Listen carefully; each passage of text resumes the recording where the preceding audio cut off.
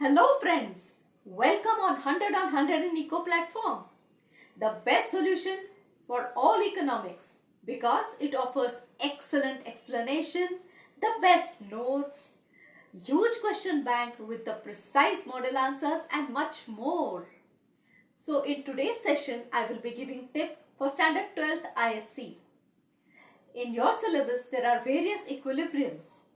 We learn about various equilibriums such as consumers equilibrium, market equilibrium, producers equilibrium, equilibrium income and output, and balance of payment equilibrium. So, what is equilibrium? Equilibrium is a state of balance. When two forces which are normally acting in opposite direction come to equal state of balance, we say it is equilibrium. For example, if we consider consumers equilibrium, which is attained at price when it equates to the marginal utility. When marginal utility and the price of the commodity equate, we say consumer has attained equilibrium.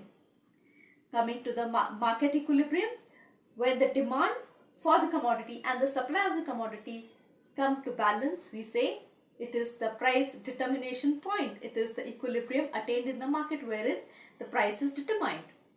Coming to the producer's equilibrium is determined at a point where marginal cost becomes equal to marginal revenue.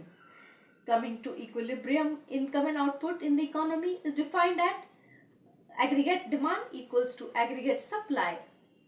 And coming to balance of payment equilibrium, where demand for foreign exchange becomes equal to the supply of foreign exchange.